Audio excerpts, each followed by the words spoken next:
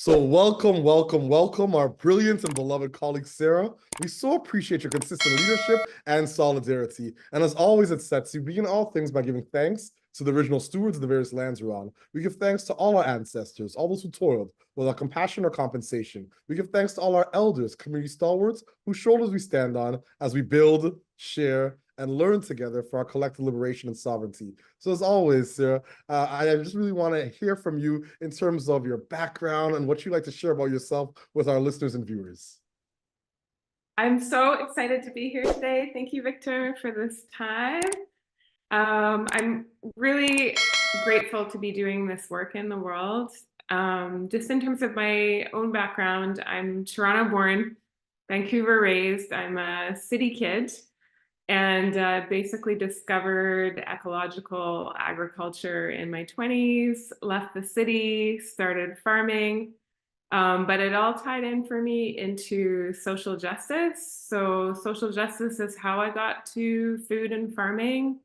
I come from a Eastern European Jewish background, and my grandparents fought for things like public health care, education, human rights, environmentalism, those types of things in the 30s, 40s, and 50s in Ontario. So I always kind of grew up with this sense that my role in the world was to make the world a better place. And after university in 2003, I went to the World Social Forum in Brazil. And it was that moment that I just really got turned on to farming and agriculture, learning about the landless workers movement there, also meeting a Canadian farmer named Percy Schmeiser, who was in one of the, I think, first landmark litigation cases against Monsanto for GMO contamination. And I really woke up to the idea that food systems are a way to have like applied activism to actually do something physical, tangible, tactile in the world that you know, is basically for like, food systems that we've had for thousands of years that people have lost through industrialization over the last several decades, displacement, diaspora, lands being stolen, all the different pieces. And so that's really, for me personally, like my social justice ethics are what brought me into doing food systems work here on Turtle Island in this place that is colonially called Canada. That's an incredible journey. Thank you so much for your candor and authenticity and sharing your background with us. It's truly inspiring. And a perfect segue to my next question. What's inspiring you right now? What has you curious, or what's keeping you up at nights? What's keeping me up at night is the stress of running a organization that's doubled over the last couple of years. We've now gone from about a dozen people to 25, and our budgets have significantly increased. So I think just workplace stress is keeping me up at night. I try to like keep a good schedule, go to bed at the same time, exercise, eat healthy, all that kind of stuff, and try and manage myself and being in the work environment with as much emotional intelligence as possible. What inspires me right now is Indigenous food sovereignty. The work of people like Tea Creek Farm in Kitwanga, who are like basically leading and creating change and inspiring. This piece around, like, at the heart of food sovereignty is Indigenous food sovereignty, and also at the heart, I think, of social justice in terms of this place where I live and occupy. So those are my inspirations. At the most basic level, too, it's just spring. It's just that time of the year where things are getting planted and farmers are working in their greenhouses, and the earth is going into its next growth cycle here. That's beautiful. Absolutely beautiful. So my next question, what challenges and barriers do you face in your work? And what are some of the approaches you and your colleagues are taking to overcome some of these challenges and barriers? There are so many challenges and barriers. Our mission is to support the next generation to grow food and farm and find some form of viability. And where I am geographically located in southern British Columbia, we have absolute market failure for agriculture where the cost of land exceeds what a farmer can earn farming it. So there's massive equity issues for new generations coming in that want to farm land. We run something called the BC Land Matching Program, which helps to connect people with land to people looking for land, and we help with leases. Leases doesn't provide a kind of permanent land access solution for new generations that want to grow food and farm. But really, it's our most available strategy for new generation farmers, working to get land into kind of permanent holdings, accessible holdings for community, whereby it can be farmed in perpetuity. That's another level of systems change work. Young Agrarians runs 5 different programs and projects currently. So we have a number of different things that we're doing in that new farmer journey space. But the main issues for people are access to land, access to capital, and access to knowledge transfer. And so it's one of the main pieces that we support with is that community building aspect to help farmers find other farmers, people growing food, find other people growing food, try and do some culture jamming. We do these introduction circles to make sure that everybody knows who's who, coming from where, needs and opportunities. And just to provide that kind of support network for people getting into a really, I would say, a fairly complicated space to exist in. Land-based work is really hard. It's really physically demanding. Trying to make food systems work with capitalism and do production economics and make your farming viable and, deal with how capital interfaces with the land. There's so many different layers of challenges in there. So also where I am, there's massive issues right now with water licensing. The Water Licensing Act over the last couple of years has really gotten like to the point where it's really hit the ground, and a lot of landholders have been forced into water licensing. And with the new kind of like, I think drought here, I kind of laugh at it when I think about drought in other parts of the world and how we talk about drought here, which is seasonal and limited to, maybe 4 to 8 months during the growing season. Also, depending if you're on the Okanagan or Vancouver Island or in the north. But I would say that water access issues are increasingly becoming a significant problem for farmers. And, like if July, August are people's peak season where they're doing the most significant amount of sales and stuff like that, it's a terrible time to have bad drought conditions or literally just run out of water on farms. So I'm not sure if I've summarized that up so great, but really for new and young people, it's hard to get into farming because of the cost of land. Yeah, no, I can imagine. I can imagine. And thank you so much for your candor. And just sharing some of those issues. Like we do a lot of work in the agroecology space and just social innovation in general. And we connect with a lot of farmers in the Black communities. And I think that a lot of times folks don't recognize how important food sovereignty and food security is, but how taxing and daunting and how it's a generational struggle since time immemorial. Like my wife is a horticulturalist and a farmer and made me a farmer to some of her work because when you're married to a farmer you automatically become one by lifting and doing and learning and forced reading. But I really think that the work that you're doing is truly inspiring and remarkable, because if someone isn't doing the work, of raising up the next generation of farmers, we're in trouble as a species.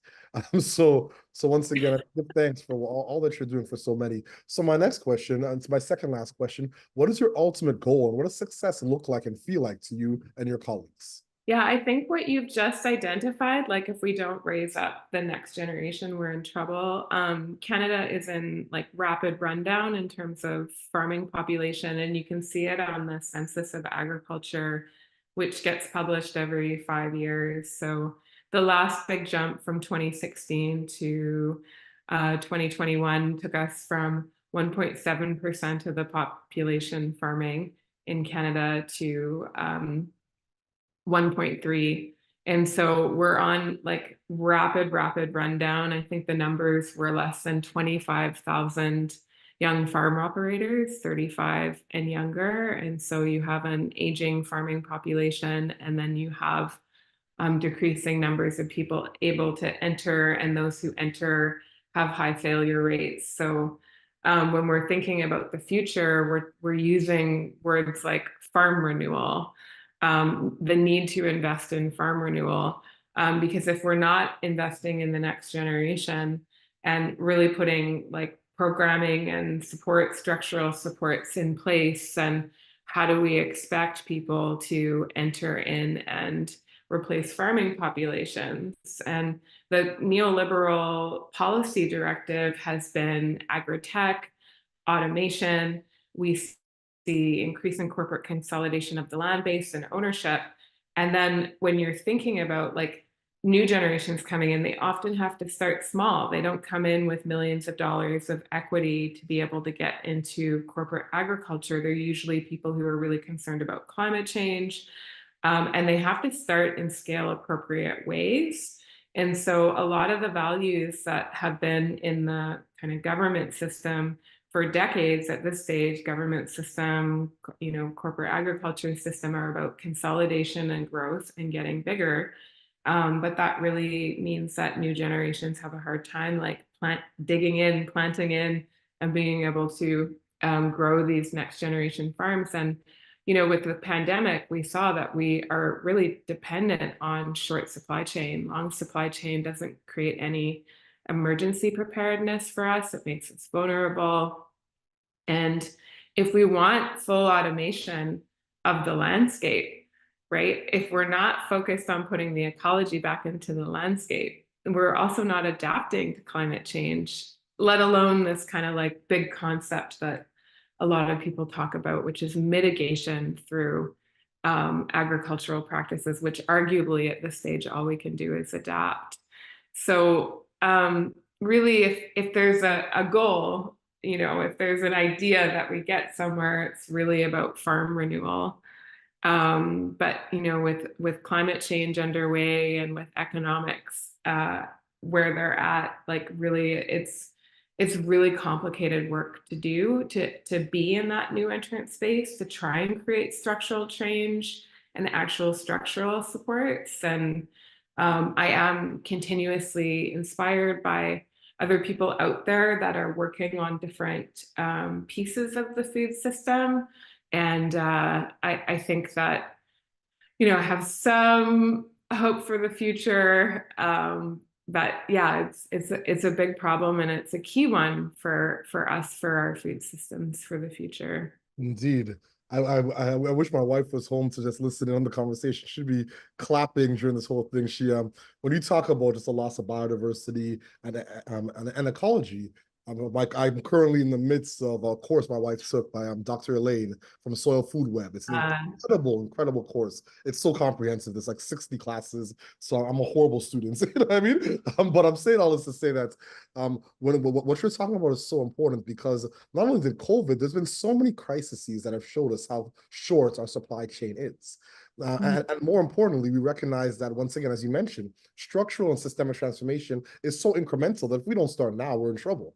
So when you think about climate action, and climate change, new almost timelines being pushed to 2050, as opposed to the real timeline that's needed, which is 2030. It's the same thing when it comes to food sovereignty and food security. We need to build rejuvenative soil systems, food systems, and recognize that we're part of an ecosystem, not just, like the human race that owns the planet, which is the most absurd thing, but we operate in terms of capital markets, almost like we have that thinking that we own and rule and govern the planets, which is so, like, it's almost like the planet's going to humble us as a species to say, like, no, you don't, and we see it happening all around the world. So All around the world. You see it happening all around the world. Every single thing. I was just talking recently about air travel. There's so much turbulence now, like within the atmosphere, that planes are having to go higher and higher. And they're now going to apparently start canceling North Atlantic routes in the winter because it's just too dangerous. Every single ecosystem is pushing us along a path of, you got to figure your stuff out. Like, either you're going to reconcile with nature or nature is going to reconcile you. indeed, that is the bar of the century right there. Reconcile with nature, or nature will reconcile you. In the work of my illustrious colleague Sara. No, I so appreciate you, fam. So my last question: do you have any closing thoughts or calls to action for our listeners and our viewers? I think just, for people who are like interested, like, just get involved. Like, it's going to take all of us working on the food system, being part of the food system. I loved hearing about your learning journey and your wife and the courses that you're taking. It's that basic piece around people getting like inspired by it, learning about it, and getting involved with ecology and growing it at any scale that people can grow at. And meeting your local farmers and talking to them and finding out, like, hey, what's up? Like, what's happening with you and how do I support you?